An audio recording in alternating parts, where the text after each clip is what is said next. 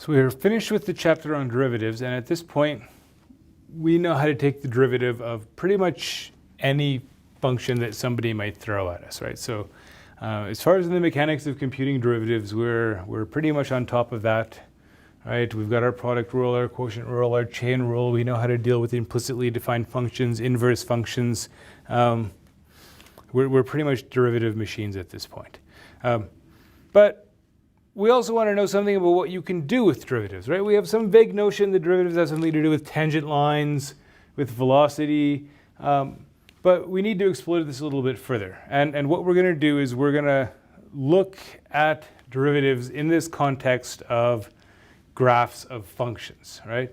So the graphical behavior of functions. What does the derivative tell us about how a function behaves, what its graph looks like?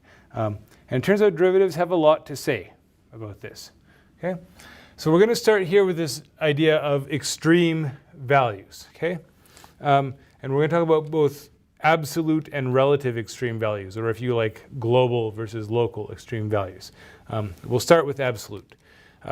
So absolute extreme values, these are just the biggest or smallest values that a function attains on its domain.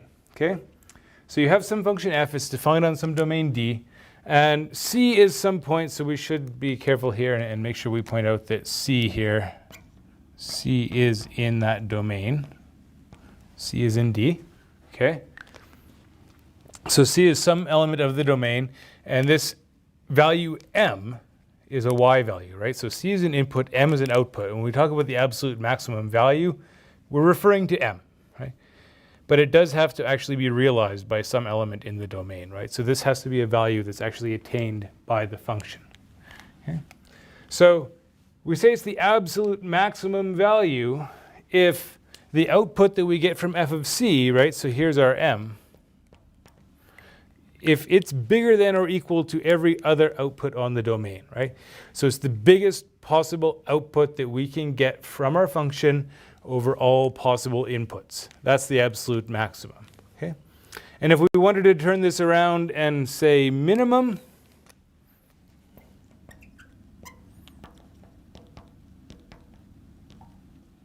all right?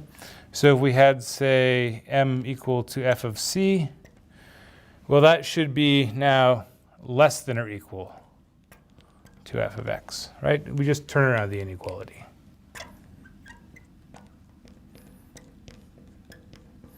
Okay, so this is the notion of absolute maximum, absolute minimum. So if we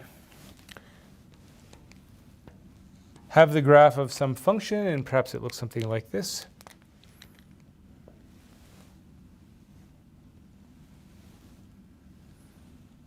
Okay, there's a graph. Looks reasonable. So the domain is going to be from here out to here, let's say. There's our domain, right? And so over all possible x values on the domain, we kind of, run things up and down. We say, what's the biggest y value that we get? And we say, okay, so the biggest we get is up here, right? There's our m. What's the smallest? It's down here, right? There's our little m, right?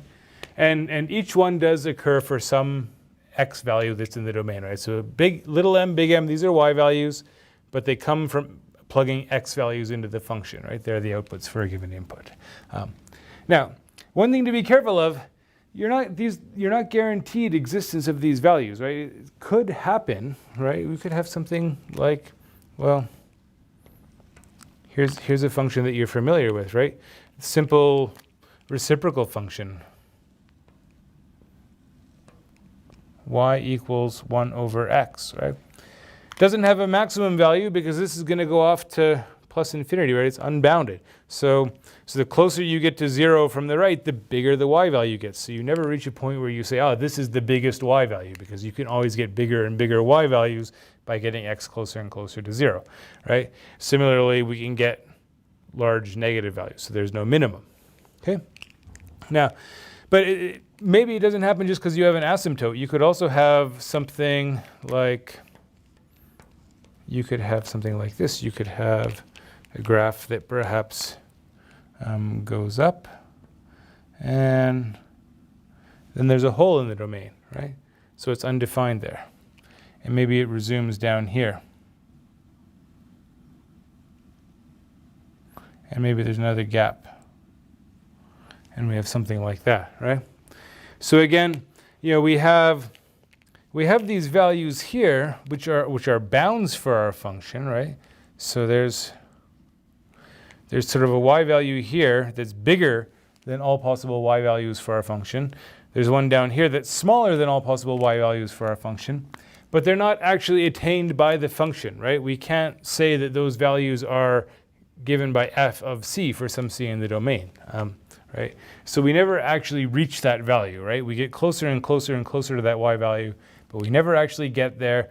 So these are situations where we would not say that there is a maximum or a minimum, right? So we might have them, we might not. One of the things that we want to know is we'd like to know what are some reasonable conditions under which we can be guaranteed the existence of these extreme values. Once we know that they exist, then it makes sense to go looking for them.